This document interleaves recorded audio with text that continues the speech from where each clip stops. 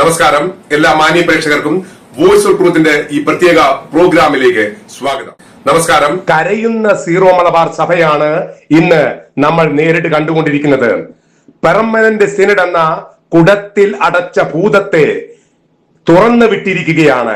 ആ ഭൂതം ഇന്ന് വിശ്വാസികളുടെ സഭാ നേതൃത്വം അല്ലാതായി തീർന്നിരിക്കുന്നു. എറണാകുളത്തെ ശവന്തീനി കഴുകന്മാർക്കെതിരെ സഭാസ്നേഹിയുടെ കരയുന്ന വിലപിക്കുന്ന ശബ്ദമാണ് നിങ്ങൾ കേൾക്കാൻ പോകുന്നത്.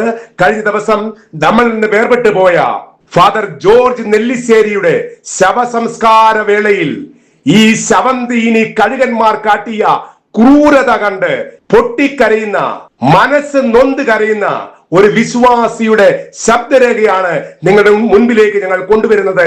ഇതൊക്കെ കണ്ടിട്ടും കണ്ണും കാതും പൂട്ടിയിരിക്കുന്ന പെർമനന്റ് സിനഡ് എന്ന ഭൂതത്തെ ആര് നന്നാക്കും?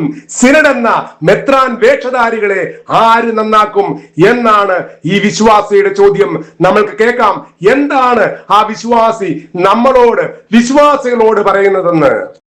ബഹുമാനപ്പെട്ട പെർമനന്റ് സിനഡ് മെത്രാന്മാരെ, നിങ്ങൾ എന്തിനാണ് ഈ പെർമനന്റ് സിനഡ്?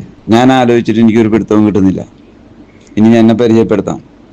ഞാൻ Biju Puthussery, saint Thomas church, Kottakkavu north Paravur. അപ്പം ഇത് എന്തിനാണെന്നൊരു പിടുത്തം കിട്ടുന്നില്ല. ഞങ്ങളുടെ ഒരു വൈദികൻ മരിച്ചു. നിങ്ങൾ ആ വൈദികൻ എങ്ങനെയാണ് കാണണമെന്നറിയില്ല. കുസാറ്റിലൊരു കുർബാന നടത്തി, തറയിൽപിതാവ് നടത്തി, വളരെ സന്തോഷം. ഇന്നലെ ഞങ്ങളെല്ലാവരും ഒരു 500ഓളം പേര്, അച്ഛനെ ഒപ്പം നിൽക്കുന്ന 500ഓളം പേര് ഞങ്ങൾ ആ പള്ളിയിൽ ചെന്നിരുന്നു. അച്ഛൻ്റെ പള്ളിയിൽ, എളവൂർ പള്ളിയിൽ ചെന്നിരുന്നു. അവിടെയും ഞങ്ങളെ നിയന്ത്രിച്ചിരുന്ന വികാരിയായിരുന്നു ജോസ് പുതിയടുത്ത്. ഇന്നലെ കാണിച്ചത് ഏറ്റവും വലിയ, അച്ഛനോട് ചെയ്യാൻ പറ്റിയ ഏറ്റവും വലിയ ക്രൂരതയാണ് കാണിച്ചത്. ആ ജനാഭിമ കുർബാന ചൊല്ലി അച്ഛനെ ചുണങ്ങമ്പേലിൽ പൂട്ടിയിട്ട് ഭക്ഷണം പോലും കൊടുക്കാതിരുന്നു. എന്നിട്ട് നിങ്ങളാരും ചോദിച്ചില്ല. അപ്പൊ എന്തിനാണ് പെർമനന്റ് സിനഡ്? എന്തിനാണ് മെത്രാന്മാര്? മനസ്സിലാകുന്നില്ല. നിങ്ങളത് മനസ്സിലാക്കി തന്നെ. നാളെ ഞാൻ മരിച്ചു കഴിഞ്ഞാൽ എനിക്കും കിട്ടാവുന്നത് ഇത് തന്നെ. ഞാൻ അതിൻ്റെ പേരിൽ ഇപ്പൊ തന്നെ എഴുതി വയ്ക്കാൻ പോകുന്നു. ഞാൻ മരിച്ചാൽ നമ്മുടെ പള്ളിയിൽ ശവസംസ്കാരം ചെയ്തോ, പക്ഷേ 7 കുർബാന എന്ത് വേണമെങ്കിലും അവർക്ക് ചെല്ലിക്കണമെങ്കിൽ, ആവശ്യമുണ്ടെങ്കിൽ മാളവന പള്ളിയിലോ പുത്തമ്പേലിക്കര പള്ളിയിലോ എന്ന് ഞാൻ എഴുതി വെക്കാൻ പോണു. നിങ്ങളൊക്കെ ഉണ്ടായിട്ട് എന്ത് കാര്യമുണ്ട്? നിങ്ങളൊക്കെ ഉണ്ടായിട്ട് ഒരു കാര്യവുമില്ല. ഒരു തീരുമാനം എടുക്കാൻ നിങ്ങൾക്ക് സാധിക്കുകയുമില്ല. ഇതൊരു വളരെ കഷ്ടമായ സംഭവമായി പോയി ഇന്നലത്തെ. ഞങ്ങൾ തമ്മിൽ അവിടെ കിടന്നുണ്ട്. അവിടത്തുകാരും ഞങ്ങളും തമ്മിൽ അവിടെ കിടന്ന് തല്ലിൻ്റെ വക്കോളെത്തി, ഉന്തും തള്ളുമൊക്കെ. പോലീസ് വന്നു. നിങ്ങൾക്ക് അതല്ലേ പറ്റുള്ളൂ. നിങ്ങൾക്ക് 3-4 വണ്ടി പോലീസുകാരെ വിളിക്കുക. നിങ്ങൾ സഭയോടൊപ്പം നിന്ന് സഭാമക്കളെ തല്ലാനും കൊല്ലാനും ആളെ വിടുക. അങ്ങനത്തെ ആൾക്കാരായിട്ടാണ് നിങ്ങൾക്ക് സമ്പർക്കം. അല്ലെങ്കിൽ ഇത്ര നാളായി ഞങ്ങൾക്കൊരു നീതി നടത്തി തരാൻ നിങ്ങളെ കൊണ്ട് ഒരാളെ കൊണ്ട് സാധിച്ചിട്ടില്ല. ഇനി നാളെ എറണാകുളം അങ്കമാലി രൂപതയിൽ ഒരു മെത്രാൻ മരിച്ച് എന്ത് ചെയ്യും? ജനാഭിമുഖം ചെല്ലും, അല്ലെങ്കിൽ നിയമാനുസ കുർബാന എല്ലാം പള്ളിയിൽ കൊണ്ടുവച്ച് ചെയ്യൂ. മനസ്സിലാകുന്നില്ല. ഇതെല്ലാം നിങ്ങൾ മനസ്സിലാക്കി തന്നെ. ദയവ് ചെയ്ത് ഞങ്ങൾ ഇനിയെങ്കിലും പള്ളിയിൽ പോകാൻ അനുവദിക്കണം.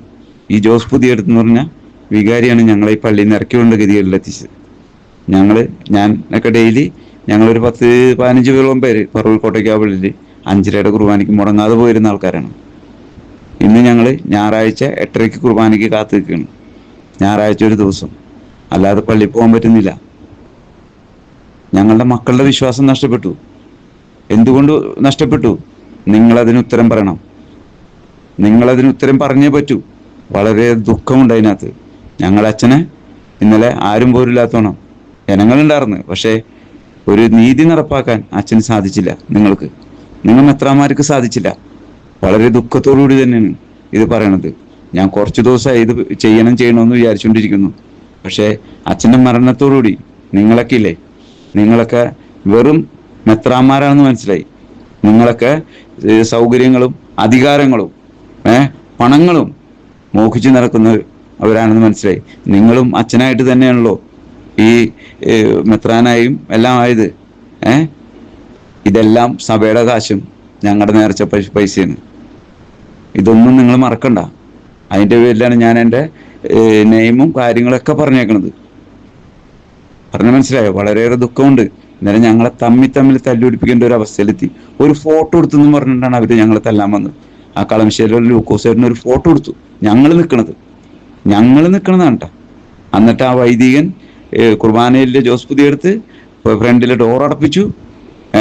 ഇതൊക്കെ ചെയ്തു. വളരെ ആത്മാർത്ഥത്തോടുകൂടി കണ്ടിരുന്ന ഒരു വൈദികനാണ് ഞാൻ. ഇന്നലെ ആ വൈദികനെ ഇനിയും ഒരു പ്രശ്നം എന്തെങ്കിലും അരമനയിലുണ്ടായാലും ഞാൻ അങ്ങോട്ട് പ്രൊട്ടക്ട് ചെയ്യാനോ പിന്തുണയ്ക്കാനോ നിൽക്കൂല.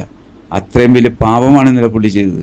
ഞങ്ങളെല്ലാവരെയും നിയമാനുസൃത കുർബാനയിൽ എത്തിച്ച് എന്നിട്ട് പുള്ളി കാല് മാറി അരമനയിൽ ചെന്നിരുന്ന് പോയ പള്ളിക്ക് വേണ്ടി പുള്ളി കുതികാല് വെട്ടിക്കൊണ്ടിരിക്കുകയും പുള്ളിയാണ് ചെയ്തുകൊണ്ടിരിക്കുന്നത്. ഞാൻ ഇതേവരെയും പുള്ളിക്കെതിരെ ഒന്നും സംസാരിച്ചിട്ടില്ല. എൻ്റെ ഒരു വികാരി ആയിരുന്നല്ലോ എന്ന് കരുതി. ഞാൻ ഒരു പാരിഷ് കൗൺസിൽ മെമ്പറാണ്, കുടുംബ യൂണിറ്റിന്റെ പ്രസിഡന്റാണ്. ഇപ്പൊ ഈ തോണ്ട് ഇതിനകത്ത് മാത്രം മാറിയിട്ടുള്ളൂ. എന്നാലും എൻ്റെ യൂണിറ്റിൽ എന്നെ വൈസ് പ്രസിഡന്റ് ആക്കിയേക്കാണ്. ഞങ്ങൾ ഓരോ ടൈം അങ്ങോട്ടും ഇങ്ങോട്ട് മാറുന്ന ആൾക്കാരാണ്. പക്ഷെ എൻ്റെ യൂണിറ്റിൽ ഞാൻ രണ്ടുപേരായിട്ട് ഈ നിയമാനുസൃത കുർബാന കാണുന്നുള്ളൂ.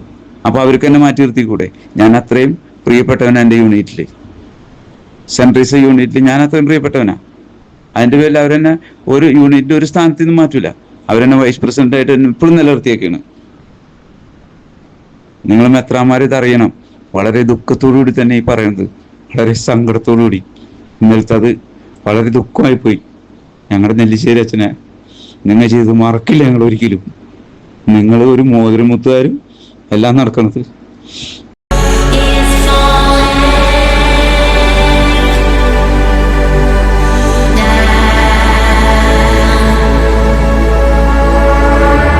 ഇതുവരെ കണ്ടുകൊണ്ടിരുന്നത് വോയിസ് ഓഫ് ട്രൂത്ത്. ഈ ചാനൽ സബ്സ്ക്രൈബ് ചെയ്യാത്തവർ ചാനൽ സബ്സ്ക്രൈബ് ചെയ്യുക, ഷെയർ ചെയ്യുക.